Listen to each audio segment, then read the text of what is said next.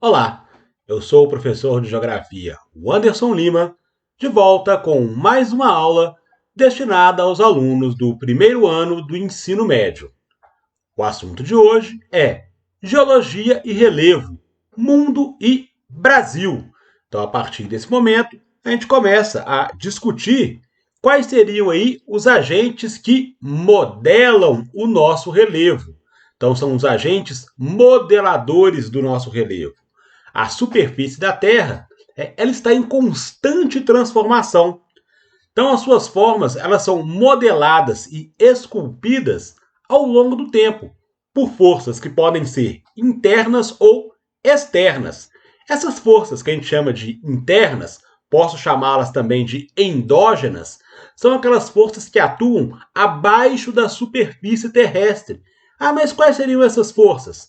Nós temos aqui a imagem ilustrando quais seriam, então, essas forças que atuam abaixo da superfície. Está aqui, são os terremotos, o vulcanismo e a presença do tectonismo. Então, são esses três agentes aqui, que são os agentes modeladores do relevo, que atuam internamente, abaixo da superfície. São as forças endógenas. Além das forças endógenas, temos aí também a presença dos agentes externos, que são aí as forças exógenas. Então, são aqueles agentes que vão modelar o relevo terrestre acima da superfície. E aí, entre esses agentes modeladores, um destaque especial para a questão do vento, que a gente vai falar daqui a pouco, que é o processo de erosão eólica, e a atuação extremamente importante aí da água. Então, a água ela se apresenta aí como um importante agente erosivo, contribuindo na modelagem do relevo da superfície terrestre. Então, para falar um pouquinho aí sobre os agentes internos, então são três os agentes internos, nós vimos ali na imagem: tectonismo, vulcanismo e terremoto. Tenho que saber esses três agentes? Tem. É importante conhecer que tectonismo, vulcanismo e terremoto são agentes que atuam abaixo da superfície, são agentes, então, internos, endógenos. Qual seria a função, a ação do tectonismo, então, abaixo da superfície? São as forças geradas pela movimentação do magma no manto. Lembra que em aulas anteriores nós discutimos aí sobre as placas tectônicas e comentei que as placas tectônicas são enormes blocos de rocha que eles estão flutuando aí no magma em função das correntes de convecção, que é quando eu tenho lá as diferenças de temperatura no magma, e essas diferenças de temperatura e de densidade faz com que ocorra a movimentação dessas placas rochosas, que são as placas tectônicas. Então, quando isso acontece, é gerado, então, um tectonismo. E ele vai aparecer na superfície terrestre através da epirogênese ou da epirogenia e da orogênese ou da orogenia, que são os movimentos aí verticais e horizontais. Já havíamos falado também um pouco sobre isso em aulas anteriores. Então, na nossa imagem aqui, ó, eu consigo observar, na questão da epirogênese, eu tenho aqui o movimento das setas indicando para mim aqui a situação. Então, quando ocorre a epirogênese, eu posso ter aí o soerguimento da superfície terrestre ou então o rebaixamento dessa superfície. Então, nessa primeira imagem, pelo movimento das setas, eu consigo perceber que nessa região ocorreu então que o soerguimento da superfície, e aqui eu tenho o rebaixamento da superfície terrestre. Então, quando acontece essa situação, o movimento ele é vertical, gerando para a gente a epirogênese. No caso da orogênese, o movimento aqui ele se dará de forma horizontal. Quando eu tenho duas placas tectônicas, por exemplo, que elas vão se chocar diretamente uma com a outra. É um movimento convergente de placas tectônicas. Então, quando isso ocorre, eu vou ter uma alteração no meu relevo, na superfície terrestre, aí, com a formação, por exemplo, das cadeias de montanhas. Então, as cadeias de montanhas aí, ó, elas serão formadas em função desse movimento horizontal de placas tectônicas, a orogênese.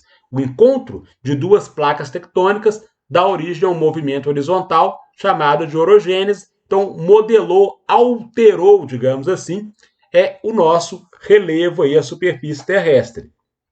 Além do tectonismo, temos também a questão dos vulcões, o vulcanismo, como um importante agente interno modelador aí do nosso relevo. Então, o vulcanismo, por meio das erupções, vai ocorrer a liberação de fragmentos rochosos aí, juntamente com a presença lá das cinzas e do magma. Então, isso, de alguma maneira, vai modificar a superfície terrestre. Também falamos aí em aulas anteriores sobre as rochas e sobre os minerais, falamos do ciclo das rochas, falamos lá sobre as rochas magmáticas ou rochas ígneas. Então, as rochas magmáticas e ígneas, elas vão ser formadas aí pela ação do vulcanismo, um agente modelador interno do nosso relevo.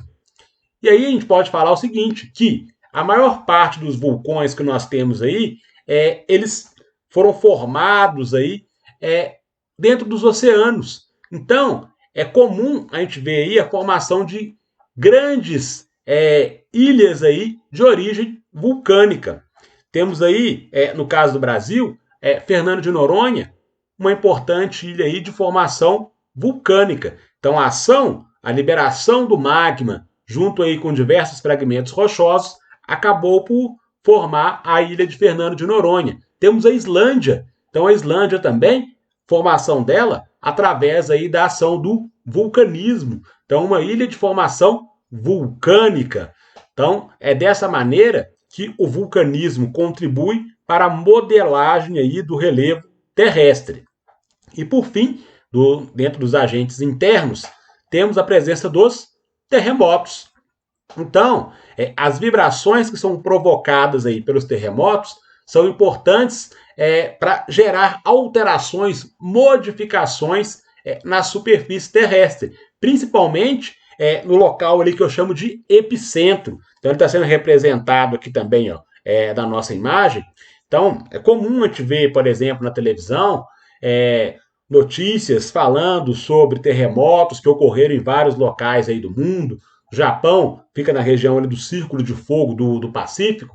Então, é um local que sofre bastante com a presença dos terremotos. Tivemos há pouco tempo aqui na América Central um terremoto no Haiti, que acabou destruindo aí boa parte do país, que em comparação com o Japão, é um país muito mais pobre, e as construções do país elas não estavam preparadas, adaptadas para sofrer aí com um terremoto. Então, esse abalo sísmico, essas ondas sísmicas geradas aí pelos tremores de terra, acabam por alterar também, modificar o relevo na superfície terrestre. Então, é exatamente na região do epicentro que a gente vai acabar percebendo na superfície terrestre os pontos aí de maior impacto dos terremotos.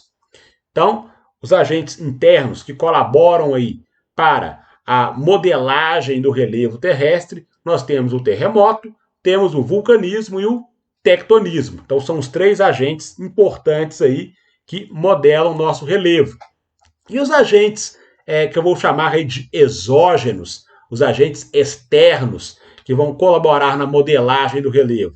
Então, isso vai ocorrer principalmente em função dos processos erosivos, da erosão.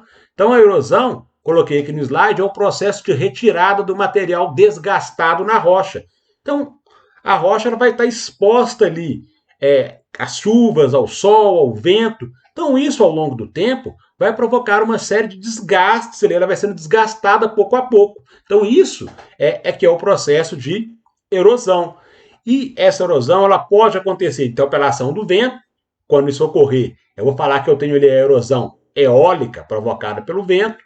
A erosão ela pode ser causada também pela ação das chuvas, a erosão pluvial e a ação dos rios também. Nós falamos ali que a água ela é importante, colabora aí nesse processo de erosão. Então tem a erosão provocada pelos rios, que é a erosão fluvial. Então cuidado aí para não fazer confusão quando a gente for pensar lá nos processos erosivos causados pela chuva e pelos rios, que é fácil de confundir. A erosão pluvial é causada pelas chuvas e a erosão fluvial causada aí, então pela ação das águas dos rios. Tem a presença também dos mares e oceanos, que é a erosão marinha, e por fim as geleiras, que vão dar origem aí à erosão glacial. Então, Dessa forma que vai ocorrendo ali o desgaste da minha rocha, e esse desgaste ele vai alterando, vai modelando aí pouco a pouco o relevo na superfície terrestre. Então as imagens que foram colocadas aqui no slide, eles ilustram bem essa situação. Então essa imagem, por exemplo, ela está representando aqui o processo de erosão causado pelas chuvas, a erosão pluvial.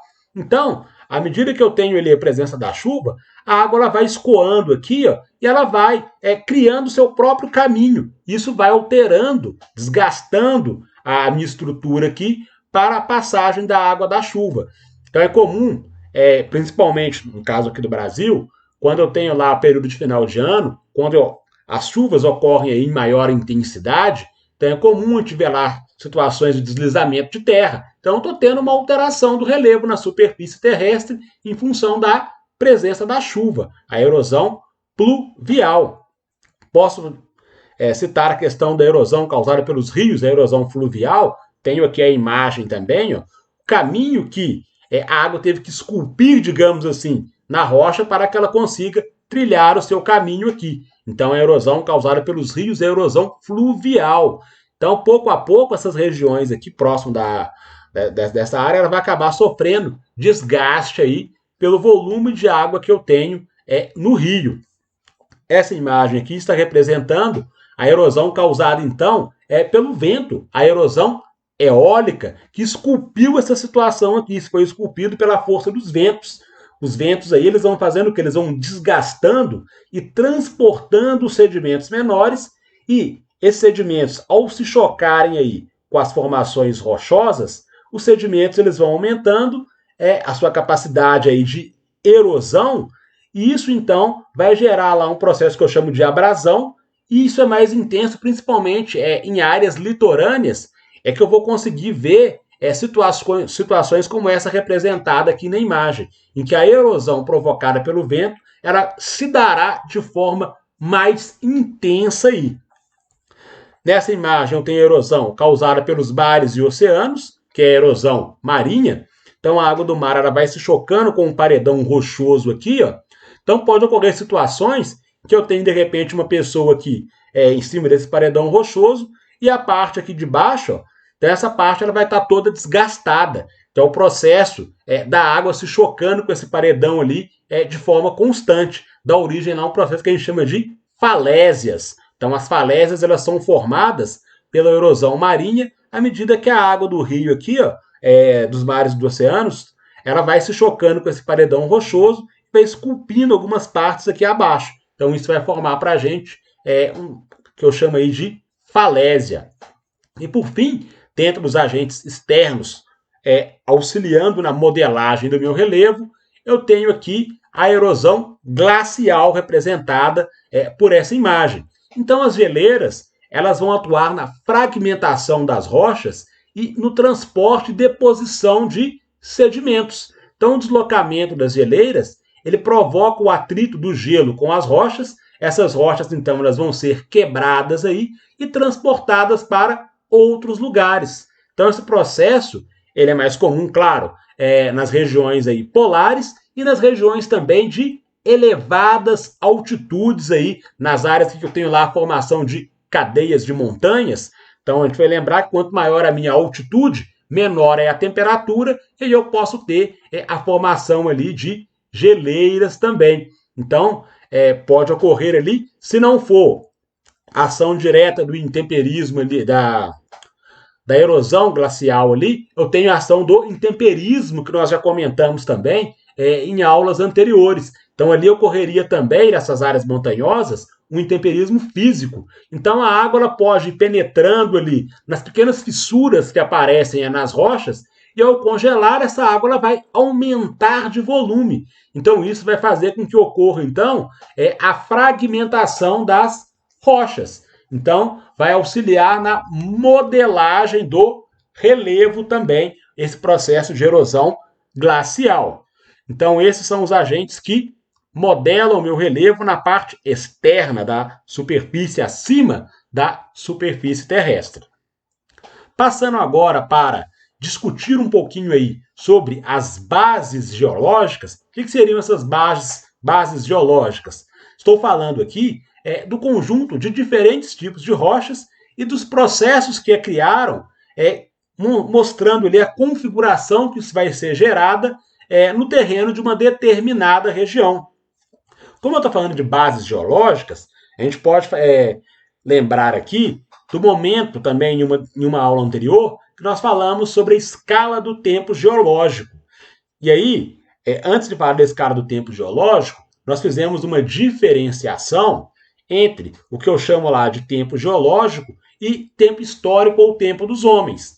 Então, o tempo geológico, a passagem do tempo geológico ela se dá de forma diferente. Então, quando eu pego aqui, eu falo de dobramentos modernos, como que eu posso falar de dobramento moderno, de alguma coisa que seja moderna, sendo que ela ocorreu há cerca de 65 milhões de anos atrás?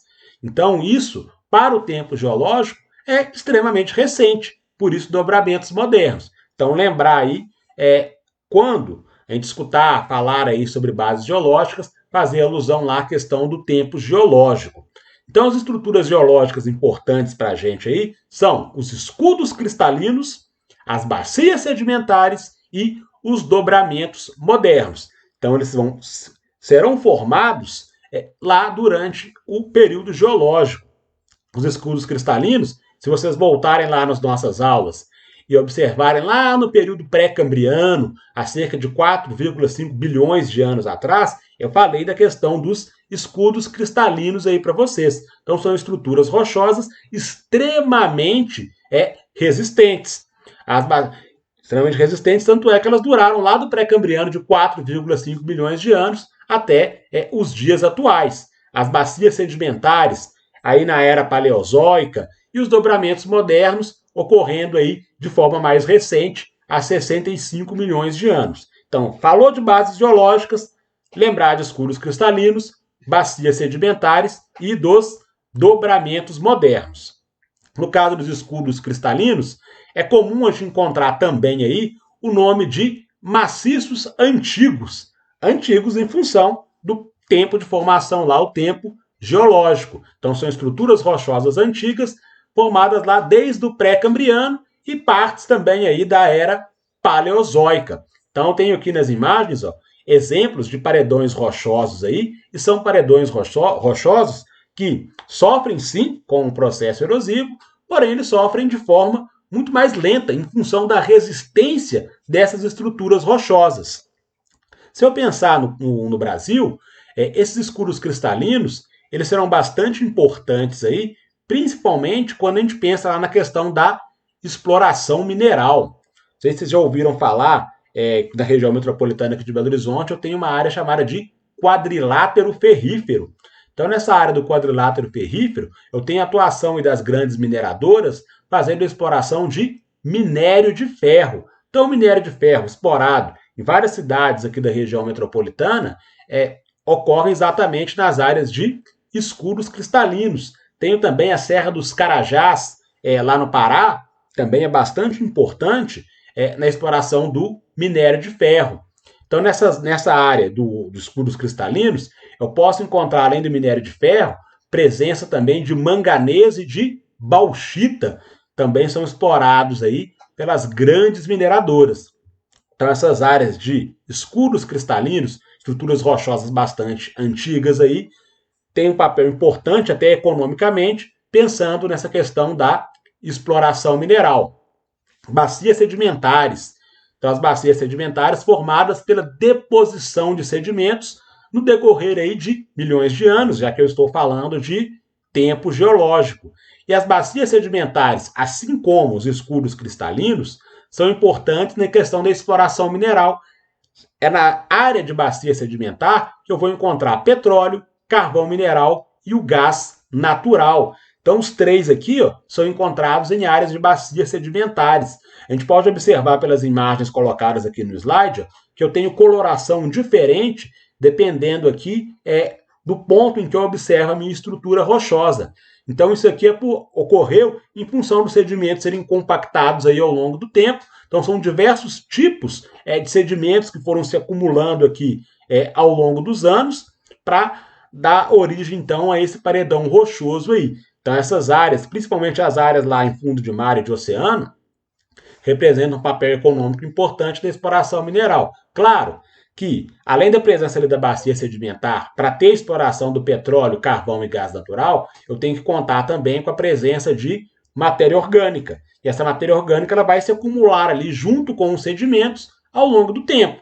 Daí eu consigo fazer a exploração de petróleo, carvão e gás nas regiões, nas áreas de bacias sedimentares. E por fim, questão dos dobramentos modernos aí. Modernos nós vimos lá cerca de 65 milhões de anos atrás. Isso, para o tempo geológico, é algo que aconteceu de forma aí bastante recente. Então são originados aí por pressões tectônicas. Mais uma vez, ação, movimentação das placas tectônicas, e as placas tectônicas vão dar origem a esses dobramentos, que eu posso chamar então de dobramentos modernos aí, que vão provocar na minha superfície terrestre aí uma elevação. Então tem lá a formação das cadeias de montanhas, por exemplo, a Cordilheira dos Andes, ela é uma formação que eu posso falar que é um dobramento moderno, porque ela, mesmo nos dias atuais, ela vem sofrendo aí alteração em função do movimento, da ação das placas tectônicas. Ok? Então, caminhando já para o final da nossa aula, a gente sempre encerra aí com um exercício mostrando como que aparece para a gente, como que esse assunto acaba sendo cobrado aí nas questões de prova. Então, no meu exercício de hoje, tem lá a seguinte situação. Pede para analisar a figura. Então, com base na análise dessa figura representada aí, fala o seguinte. As falhas denominadas de Holst e Graben são originadas por agentes endógenos. Agentes endógenos, agentes internos, que ocorrem abaixo da superfície. Vimos aí no começo da aula, vulcanismo, tectonismo, e os terremotos são importantes, que são os agentes endógenos. Então, através de movimentos verticais denominados de os movimentos verticais, nós vimos lá que eles são chamados de epirogêneses. E aqui eu tenho exatamente a presença das setinhas aqui, ó, mostrando exatamente que em alguns pontos eu tenho o soerguimento da superfície terrestre, e em outras regiões eu tenho ali o rebaixamento da superfície terrestre. Então, quando eu tenho essa situação, é um movimento endógeno, movimento vertical, chamado de epirogênese, marco a letra A para essa questão. É dessa forma que isso aparece para a gente aí nas questões. Então, com isso, a gente encerra aí a nossa aula de hoje. Desejo aí bons estudos e na próxima semana estaremos de volta aí com mais conteúdos de geografia. Grande abraço a todos.